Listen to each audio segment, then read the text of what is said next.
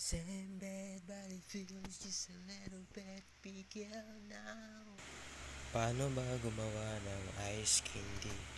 So ito po, ihalo lang po itong 1 cup of cornstarch sa 12 cups na tubig. Yung apoy is katamtaman lamang po. So, haluin lamang. Ayan.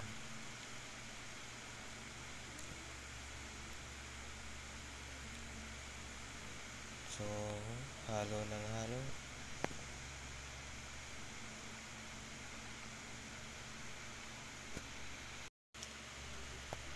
Pagkatapos po ay lagyan ng 1/2 kilo ng white sugar. Ayan. Yung ginagamit ko ay Eagle brand. Tapos, i-mix mo. Ayan. Mix it hanggang sa ito na. So, parang luto na siya.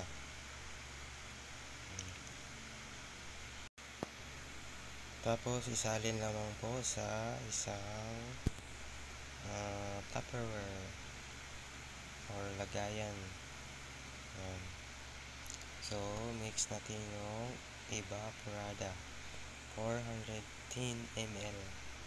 So, dalawang evaporada. Angel yung brand na ginagamit ko.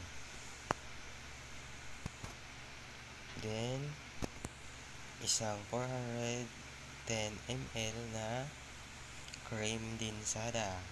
Ayan. So, 2 in 1 yan.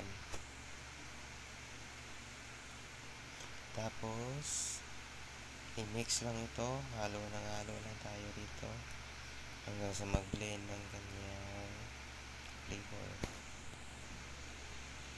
Kung walang laman yung freezer nyo, ay pwede nyo itong gawin para magkalaman at kikita pa kayo. Ayan, mix lang. Mix it. Come on baby, mix it. Haluin mo. Halo lang ako. Ayan. I'm going under and this time I fear there's no one to save me. This all or nothing really get away of driving me crazy. I need somebody to heal, somebody to know, somebody to have, somebody to hold. It is easy to say, but it's never the same. I guess I kinda like the way you numb all the pain. So, fruit cocktail, 432 grams. At i-blender ko lang. Ang brand ko nito ay Today's Mix Fruit. So, ito na. Ready na po itong ihalo. Ayan. So, mix it well. So, this is it. So, malapit na tayo sa katapusan. Every katapusan is mayroong maniningil ng utang. Yan. So, mix it baby. Come on. Halo lang po ng maayos. Ito po ang ginagawa ko, panukat.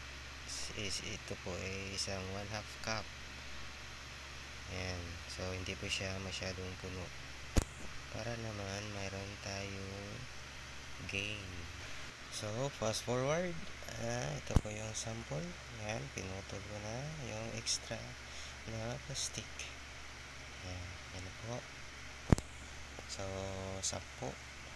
At ito na po ang matigas na ice candy. flavored fruit salad. Yan. So yummy and sweet. So thank you guys for watching my videos. So nasa details po, description ang kanyang mga sangkap. So pakibasa na lang po at huwag magkalimutan mag-like at subscribe. Thank you. God bless. Bye-bye.